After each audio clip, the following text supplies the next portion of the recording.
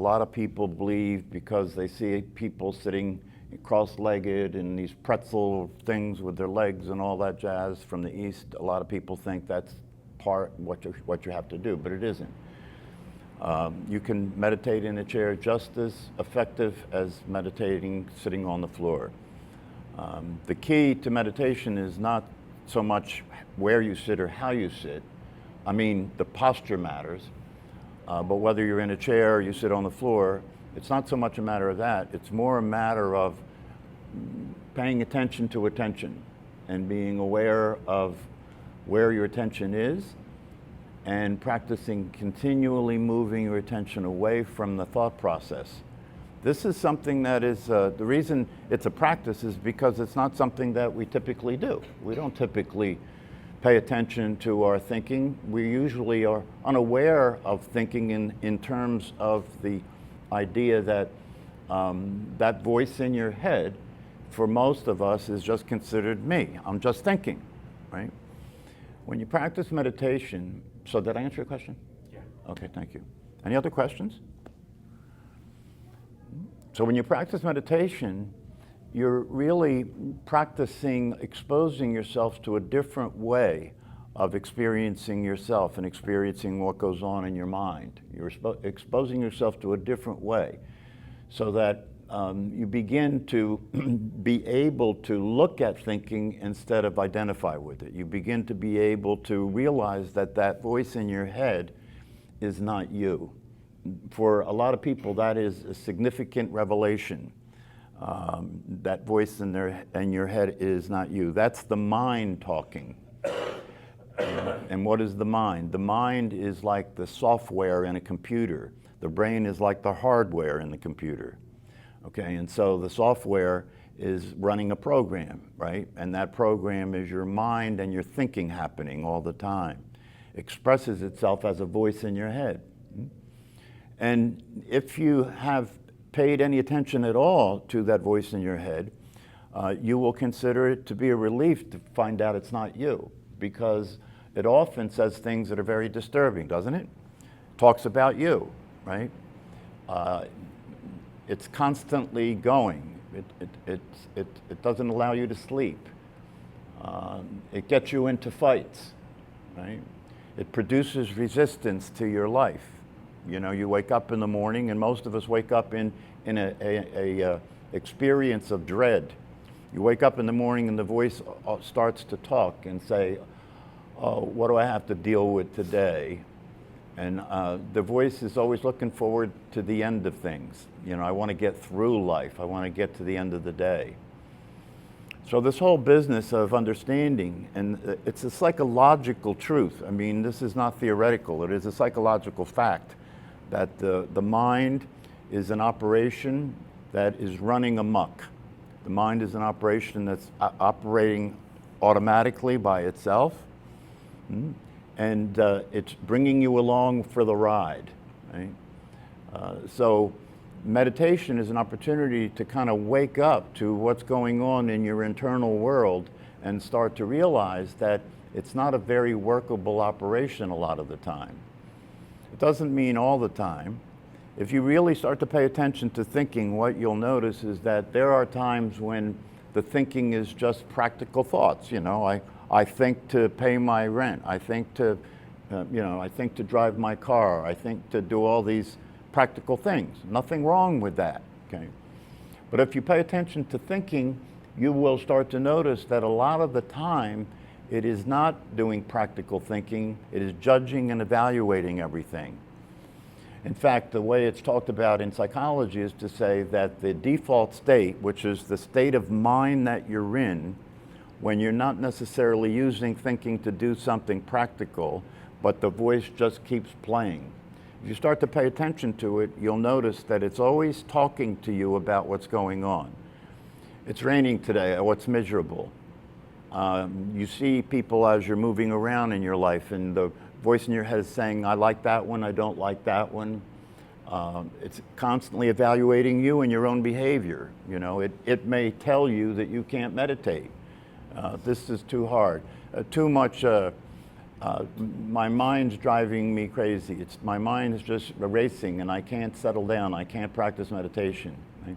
That's the voice in your head judging and evaluating your meditation practice and trying to talk you out of continuing to do it, because if you continue to do it, you will take over the mental experience and the mind will have to stand down, because the untrained mind is like an untrained horse or an untrained monkey.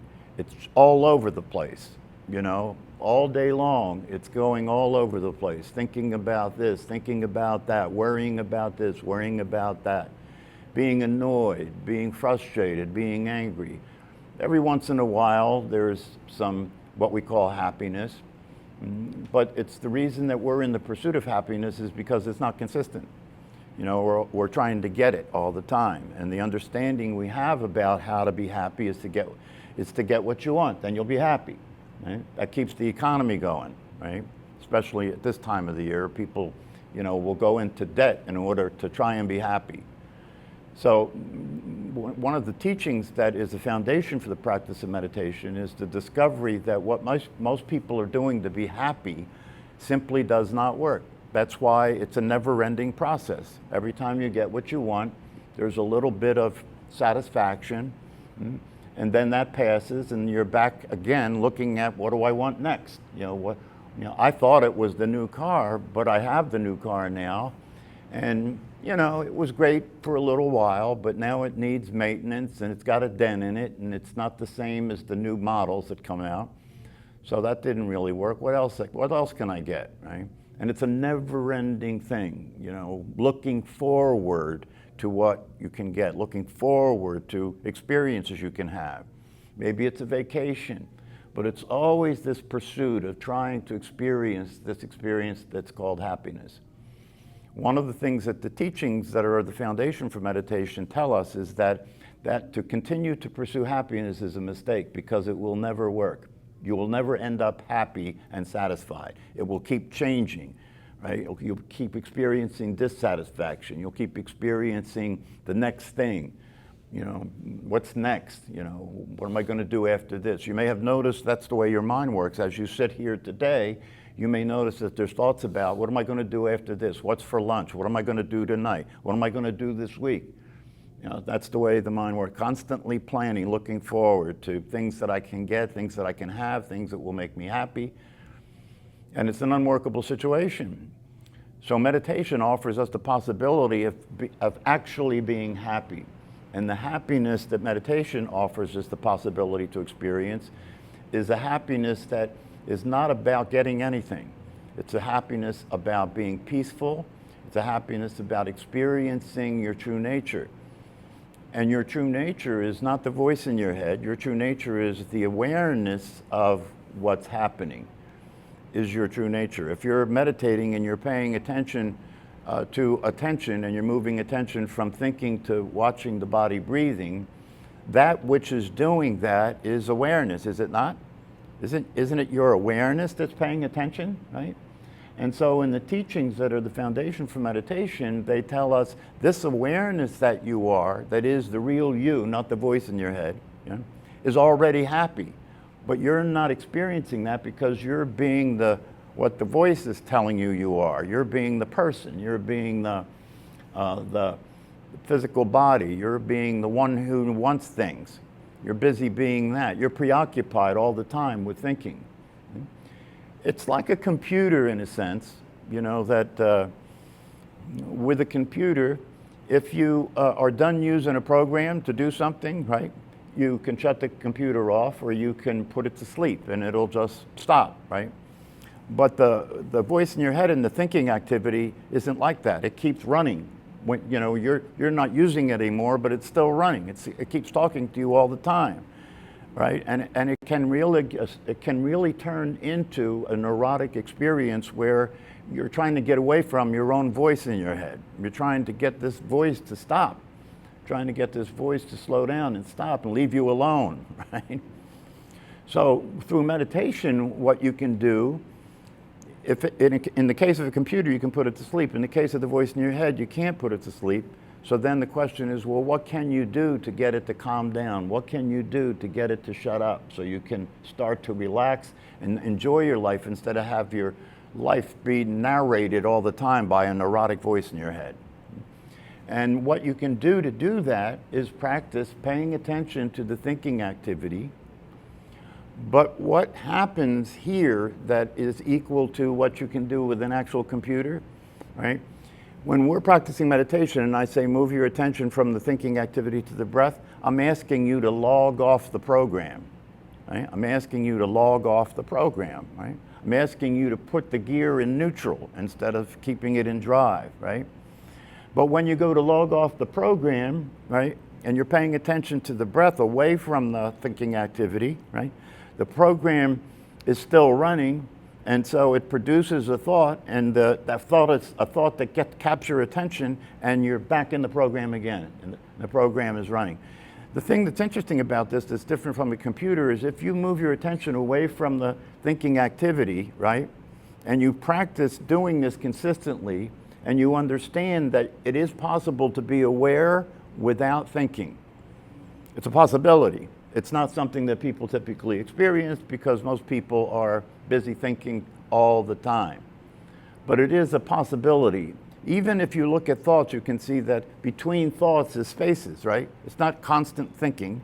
There's a thought, then the space and a thought, right? Which means that there's an awareness in which the thoughts are occurring. That's why there's a space between the thoughts, right? So through practicing meditation, we're developing the ability to move attention away from that activity, right? And if we succeed over time by doing the practice, we can get to a point where when we're paying attention to the breath, it's quiet. It's quiet. There's no thinking going on. And when that happens, we're experiencing the peace that passes understanding. We're experiencing the peace that is your true nature.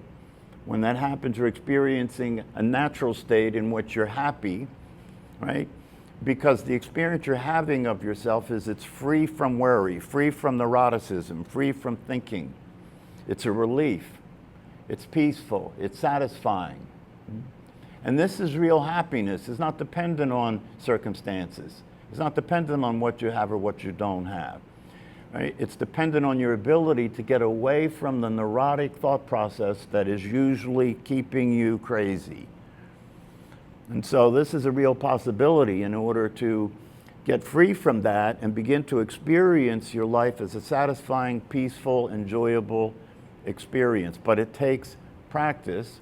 And the reason it takes practice is because until and unless you do meditation and you begin to wake up and see things as they really are, until that happens, you're practicing being your mind. You're practicing being crazy in a sense. You're practicing thinking about everything and worrying about everything. And the center of your life is your own self. What you discover in meditation is that true happiness is not a function of being selfish. It's not a function of being preoccupied with you. It's a function of understanding that when you are in the service of other people, when you're giving instead of taking, you experience a good feeling about that, right? That's really what Christmas is all about. You know, people experience the good feeling of giving and not taking. Hopefully they do, you know. Some people are probably still more interested in what they're getting instead of what they're giving, right? But through practicing meditation and being peaceful and learning how to relax and enjoy your life, it starts to get easier to be there for other people instead of yourself. Because you no longer need to be happy if you've discovered your natural state of being happy. The thing about meditation that is really critical is that it's important to understand that you have to practice it consistently over time for it to work. It's not something you can try. If you just try it, you'll feel, especially if you're new at meditation, if you just try it, it will be a situation that can very easily be uncomfortable. Sitting still, we're not used to that. Paying attention to the crazy mind, we're not used to that. So if you're a beginner in meditation, the beginning part of it is very challenging. But what you have to understand is if you stick with it, if you stay with it and you continue to do the practice every single day, over time you will begin to notice things changing. The mind does start to calm down, because the reason it doesn't calm down is because of your involvement with it. Like I said before, most people don't even know you can log off. Most people feel that thinking is a natural thing that everybody does all the time. And thinking is a good thing, and thinking is important. But now we're learning that that's not true. Thinking is the source of all psychological and emotional suffering. That's an important thing to understand. I'm a psychologist, so I can talk like this. Thinking is the source of all psychological and emotional suffering. It's not what's happening that's causing you to suffer. It's the way you think about it that causes you to suffer. And once you come to understand that, and once you're learning to pay attention to the thinking activity, when the thinking activity goes off the rails, when it's being crazy, right, you disengage. When it's being crazy, you log off. And you just experience the awareness that you are free of that thinking activity that would be causing you to be upset, causing you to worry, causing your body to be contracted, causing your body to be in an unhealthy state, causing you to be unwell. Unwell. If it was possible to flick a switch and all of the voice, all the talking that's going on in people's minds would be on a loudspeaker, right? And you could hear it, right? You would run away. You know, if you were to walk out there on the floor and you could hear the minds of the people, you could hear the voice in the heads of all the people there, right? You would hear insanity. It would be like a mental hospital, right? But what happens is we keep it to ourselves. We keep that to ourselves because we know if anybody really knew how we think about everything, they'd probably stay away from us, right? They'd be afraid of us, right? But the thing about that that's interesting is that it's the same way for all of us. You know, we're in our inner life, we're all experiencing craziness, right? And so we think that, well, that's probably just me, so I'll just have to tranquilize myself. Or that's probably just me, so I'll just have to keep this to myself. Don't let anybody find out how crazy I am. So when you study meditation and you practice these teachings, you find out that you're not alone. Everybody's experiencing the same neurotic nonsense in their mind all the time, judging and evaluating, reacting. The source of suffering for humanity, and if you look for yourself in your own life, you'll see it's true.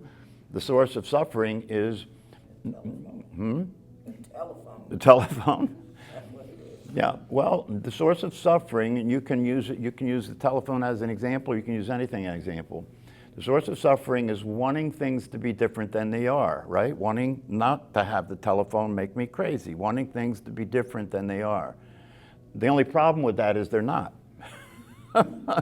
They're just not different than they are. They never will be different than they are, right? And if you can't get on board with that, then you will be resisting reality. If you can't get on board with that, you'll be perpetrating your own suffering, right? Because you'll be resisting telephones, or you'll be resisting people that aren't the way they're supposed to be.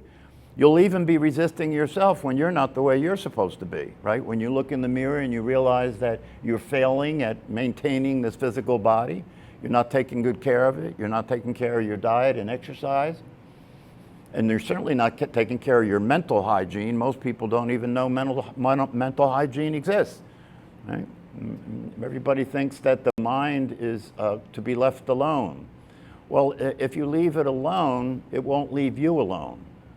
If you leave it alone, it'll keep torturing you. It'll keep saying things to you that cause you to be upset, to cause you to not be able to sleep, cause you to be worried, cause your mind, your body to be in a negative state, your nervous system to be in a negative state. So the bottom line is meditation is much more powerful than people really understand. It's not just stress reduction, it is psychological. It changes your psychological way of being, right? If you practice it every day, it's like being in psychotherapy for free. You know, because you're paying attention to the thought process, and if you pay attention to the thought process, you'll start noticing that a lot of the time what it's doing is not useful. It's not realistic. It's not healthy, right? And why would you want to live your life that way?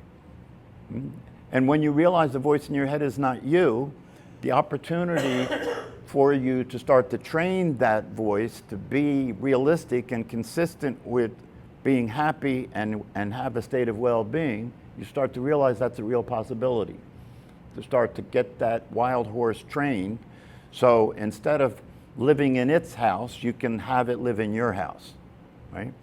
Until you wake up and see things as they are, you're living in the house of the mind, right? You get to have a room in the house of the mind, but the voice in your head and the mental process is running the rest of the house, right?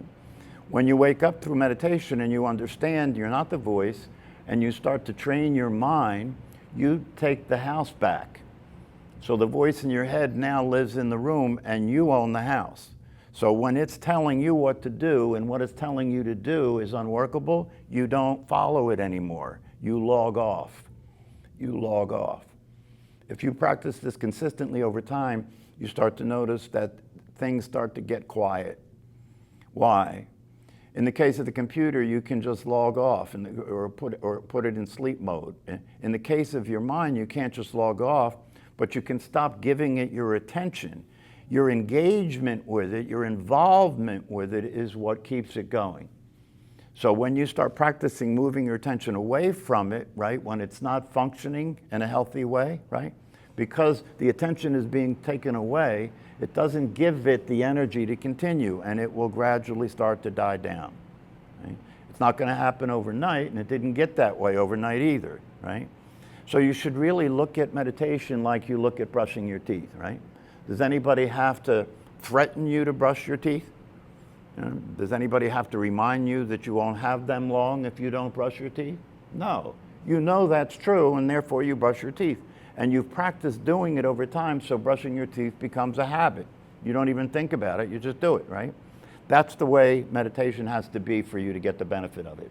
You have to understand that if you don't practice meditation every day, there is a cost that you're paying. You're paying a price for staying asleep. You're paying a price for not being aware of your relationship to the thought process. That price is suffering. That price means that you will find yourself getting more headaches, digestive problems. And in the long run, you probably won't live as long because you're burning a lot of energy going nowhere. And you're holding your body in a contracted state all the time and you don't even realize it, that there's that much muscle tension there. Because anything that happens consistently, you're not aware of, just like your breath, right? Until you start to pay attention to your breath, you're not aware of breathing, right? If your body is in a tense state, a contracted state, a stressed out state consistently, you won't even know it. You won't even know it. Through practicing meditation and practicing relaxing the physical body, you start to experience the difference that it makes to be relaxed. You can now tell, oh, the body's relaxed now, the body's tense now. Before meditation, before being more aware, before paying more attention to the physical body, right? You didn't see the difference. It was just the way my body is, the way my body is. And for a lot of people, the only way that they can relax the physical body is to take drugs. That's why marijuana is so popular, right? Because it helps to relax the system. The unplugging has to start with the person who's being upset by what other people are doing. The unplugging has to start at home. You have to get yourself unplugged. And if you get yourself unplugged, then you start to be more calm and you start to be more realistic and you start to express the fact that you're happy and satisfied. That will be something that other people get interested in. And then you could say, you want to be like me? Put your phone away. But first you have to be the model. You have to be the model for what works. And then other people will be interested in it. Because just like I do, if you preach to people, they just get pissed off. So that doesn't work, right? So this way of doing business is the way you're being is the message, not what you're saying. The way you're being is the message. Your calmness, your centeredness, the fact that you have a smile on your face, the fact that circumstances are not driving you crazy. You can watch the 6 o'clock news and not want to throw up, right? So this gives us an opportunity to live a different life. It really is true. It gives you an opportunity to live a different life, but it's not free lunch. You've got to take it serious in terms of the consistency is needed to do it every single day, like brushing your teeth. And only if you do that every single day, like brushing your teeth, will the time come when you will know what I'm talking about, right? Because you may listen to it now and consider it to be interesting, right? An interesting possibility, right? But when you actually start to experience what I'm talking about, then nobody has to tell you you should meditate. You know, you're going to want to do it because you're going to want to experience what it makes available in terms of the peace, the satisfaction, the state of well-being, and the ability to function better in your world and in your life and in the relationships with the people around you. What I say is if 5 minutes is hard to do, for some people 5 minutes is hard to do. If 5 minutes is hard to do, start there. Because what did I say? The key is consistency. If you're doing 5 minutes every single day without fail, right? You are in a practice, and that's what you want to do. You want to get into a practice. And then after you're doing it 5 minutes every single day, right? That'll get easy enough that you say, okay, let me go to 10. Go to 10 minutes a day, right? What research has found, right? Because there's a lot of brain research out there now that shows exactly how this affects the brain. What brain research has shown that if you can get up to 30 minutes a day, that will have make significant changes occur in your brain. We know that meditation changes the brain. The research is in on it. You can look it up on the internet. There's a lot of research out there now that says not only does it change the brain, but the way it changes the brain is significant. Significant. The prefrontal cortex is the front part of the brain. It's called the executive function. This is where we control our negative impulses. This is where we monitor our emotional behavior and get ourselves to be more rational, get ourselves to do the things we need to do, like get to the gym, right? Eat the right food. It's all coming from the executive function. Other areas in the brain are more primitive that go back to the Stone Age, and those areas of the brain are only interested in survival. So when you practice meditation, the prefrontal cortex gets thicker. That part of the brain gets thicker. They've done studies now with monks that have been meditating for thousands and thousands of hours, and when they look at the brain scans of the monk and they look at the brain scans of your typical person, dramatically different, dramatically different. And they've also shown in the research that if you practice meditation every single day, in as little as 8 weeks, your brain starts to change. What I have found to be the case, and a lot of people find the case to be the case, is if you meditate right after you get up in the morning, it kind of sets you up. Yeah. It sets you up, right? It's kind of like you reboot the computer before you start the day, Did right? you say do or don't? You do. Do. Okay. Yeah. You reboot the computer. So there are 2 times during the day when there can be extra benefit. The first thing in the morning, be it before you start the day, to get all that craziness out of the mind, right? And before you go to sleep, when you want to rest, right? So at the end of the day, you let go of everything that happened that day before you lay down and try to sleep, right? So you can play around with it, but the key is consistency. 5 minutes, if that's hard for you. For some people, I've met some people that right away they start meditating 30 minutes a day, right? So everybody's a little different, not right, not wrong, just different, right? The key is that you get the importance of the practice, that it will make a difference in your physical existence, it'll make a difference in your mental existence, it'll make a difference in your emotional experience, it'll make you easier to get along with. If you start to look at all the benefits, you know, why wouldn't you do this? It's free, you know? And in this class, there are people that come to this class, every single class for years now. There have been people that come to this class every single class. Why? Because if you're having trouble getting started with a practice, and you just come to this class, which is 3 times a week, Tuesday, Thursday, and Sunday, you will be practicing meditation at least 3 days a week, and then you can fill in the difference, right? And the other thing that's important to come to class for is in all the teaching of meditation, there's a practice and there's a talk given by the teacher, like I'm doing. And the reason for that is because meditation is not just a practice, it's also a way of understanding who you are and what you are, and a way of understanding what life is all about. And so therefore there's teachings. What I've been talking about here are part of the teachings that go along with meditation. And the more you study the teachings, the more motivated you will be to do the practice, because the teachings make it clear to you what's possible. Why not do what can make the kind of difference that will have you be satisfied, peaceful, and happy? If it's possible to do that, why not do that? No, it doesn't cost anything except you giving some of your time and being willing,